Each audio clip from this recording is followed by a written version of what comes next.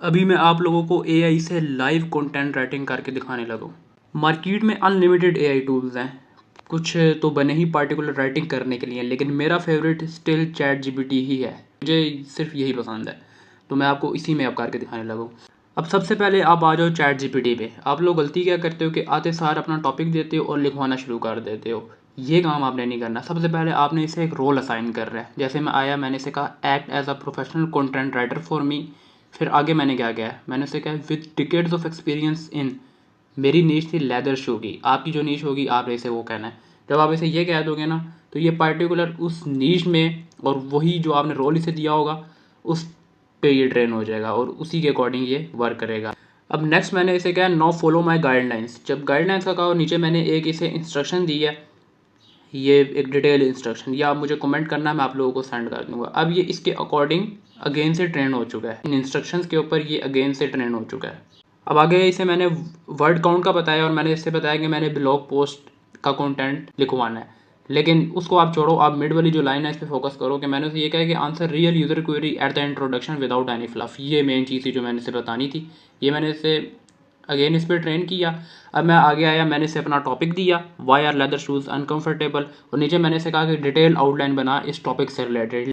लेकिन उसमें H1 H2 और H3 का यूज़ लाजमी करना है, क्योंकि जब आप इसी तरह आके से टॉपिक लिखवाते हो, ये क्या करता है, ये सारा टॉपिक H2 में रैप कर देता है।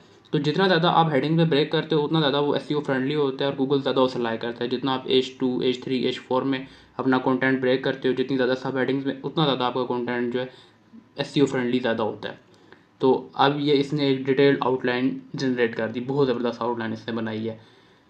अगर आप चाहो तो आप कंपेटिटर्स की और इस आउटलाइन को कंपेयर करके एक अच्छी आउटलाइन खुद भी बना सकते हो, लेकिन अभी यहाँ पे जस्ट एआई राइटिंग की बात हो रही है। अब हमने कंटेंट जनरेट कराना है सेक्शंस के अकॉर्डिंग। एक साथ सारा कंटेंट नहीं जनरेट कराना है। एक साथ सारा कराओगे तो उसमें वो क्वालिटी नहीं मिलेगी जो आप सेक्शन वाइज करवाओगे। अब मैंने पहला सेक्शन उठाया H1 वाला और मैंने यहाँ आके पेस्ट कर दिया।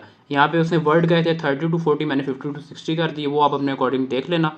और मैंने इसे कह दिया now write content for this section according to given instructions.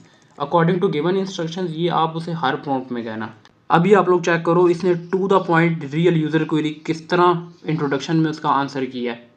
देखो आंसर भी कर दिया, नीचे इसने फर्दर चीज़ें भी ऐड कर दी, इमेज की सजेशन भी दे दी और नीचे डाटा सजेशन भी दे दी। अब मैं आप लोगों को और चीज़ यहाँ पे बताता हूँ।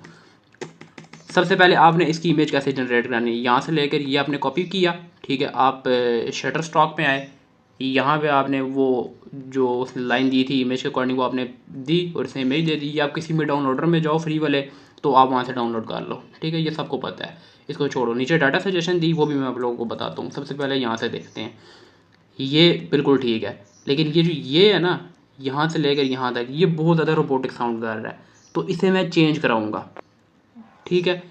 ये भी चीज़ बिल्कुल ठीक है और यहाँ तक हम इसे रहने देंगे। ये चीज़ हम रिमूव करेंगे, ये मैं आपको आगे फॉर्मेट करके बताता हूँ। इमेज भी आ गई हमारे पास, डाटा की सजेशन इसने ये दी है। अब मैंने इसे आगे क्या किया, डाटा सजेशन दी और मैंने इसे कहा properly right this in 50 to 60 words. अब देखो इससे मुझे डाटा की सजेशन भी दे दी। ये देखो एक डाटा इसने बना के दे दिया, मतलब व्हाट एक्सपर्ट सेज।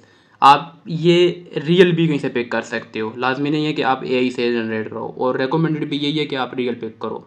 बट अगर आप ये एआई से लिखवाना चाहते हो तो ये भी चल जाएगा, कोई मसला नहीं है। अब हम अपने उस कंटेंट को यहाँ फाइल में ले आए, यहाँ आके हमने उसे फॉर्मेट किया। लेकिन एक मिनट में आप लोगों को पहले इमेज का बता दूँ कि इमेज में आपने दो चीज़ें लाजमी करनी है। एक अपना लोगो यहाँ पे ऐड लाजमी करना है, ठीक है, उसकी ओपेसिटी कम कर देनी है। और सेम आपने जो ये टॉपिक है ना आपका, why are leather shoes uncomfortable, ये लाइन राइट करनी है इमेज के ऊपर और उसकी भी ओपेसिटी कम कर देना कि वो यूनिक बन जाए।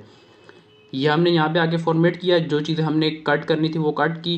अब ये चीज़ स्टिल जो है ना, ये एआई रोबोटिक साउंड थोड़ी कर रही है, तो इसे हम चेंज कर लेंगे। वो जो डाटा था वो भी ऐड कर दिया, व्हाट एक्सपर्ट से। हमारा एक सेक्शन बहुत अच्छा जनरेट हो चुका है, लेकिन इसे हम कितने नंबर देंगे 100 में से, इसे हम देंगे 65 to 70।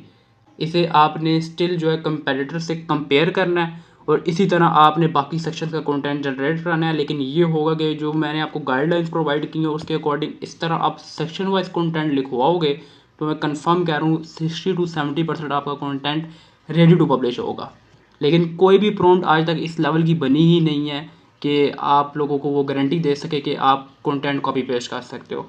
हर कंटेंट को आप लोगों ने कंपैरेटर्स के अकॉर्डिंग डिज़ाइन करना है एंड पे। ये आप सारे से जनरेट करो, फिर कंपैरेटर्स ओपन करो, देखो कि उन्होंने क्या इन्फॉर्मेशन दी हुई है, उनके अकॉर्डिंग सारा करो। फर्दर बहुत सारी चीज़ें वो मैं आप लोगों को इंशाल्लाह एक्सप्लेन करूँगा, लेकिन मैंने एआई से कंटेंट राइटिंग की आपको एक अच्छा वे बता दिया है कि एआई से आप अच्छी तरह कंटेंट राइट कैसे कर सकते हो, उसे आपने ट्रेन कैसे करना है, फर्दर सेक्शंस कैसे जनरेट कराओ, ठीक है।